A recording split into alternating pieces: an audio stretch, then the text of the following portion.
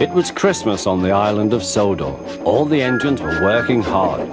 Thomas and Toby were busy carrying people and parcels up and down the branch line.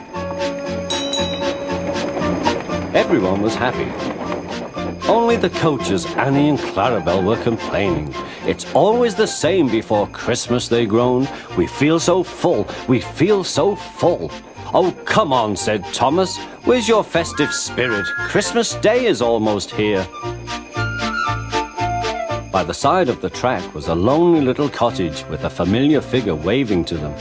It's Mrs. Kindly, whistled Thomas. Peep, peep, Happy Christmas! Thomas always felt better for seeing her. Christmas just wouldn't be Christmas without Mrs. Kindly. When work was over, Thomas went to see the other engines. All their coats had been polished. Ha, said Gordon, just look at us. Your driver will have to work fast to get you as smart as us. Never mind that, replied Thomas. I've something important to say. Do you realize it's a whole year since Mrs. Kindly saved us from a nasty accident? You remember when she was ill in bed and... Yes, of course, interrupted Edward.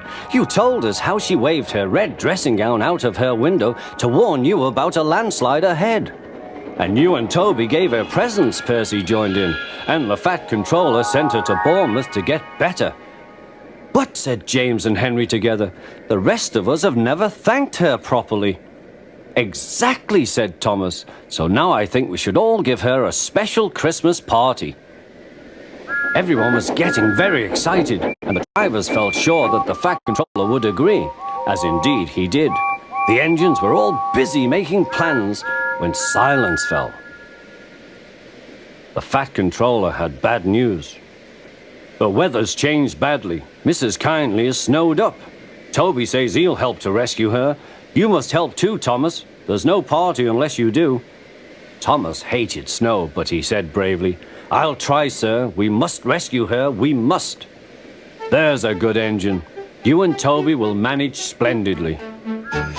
Thomas charged the snowdrifts fiercely.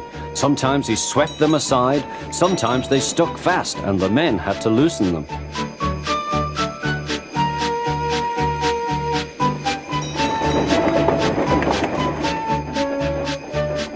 But at the cutting near the cottage, they could go no further.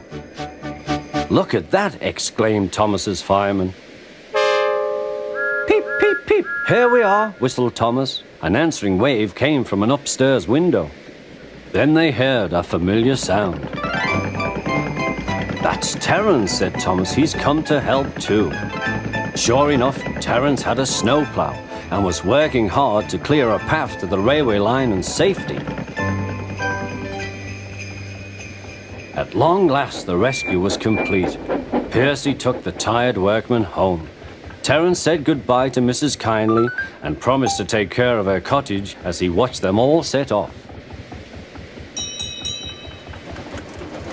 The engines made good time. No more snow had fallen, but the yard was dark. Thomas's heart sank.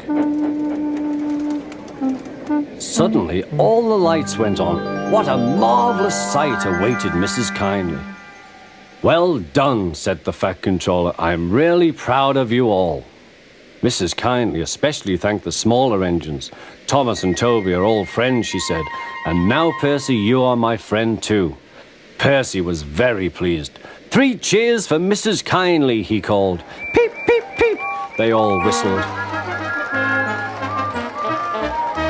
We wish you a Merry Christmas. We wish you a Merry Christmas. We wish you a Merry Christmas and a Happy New Year. Thomas the Tank Engine and his friends thought it was the best Christmas ever, and Mrs. Kindly could think of nowhere she would rather live than here with them on the island of Sodor.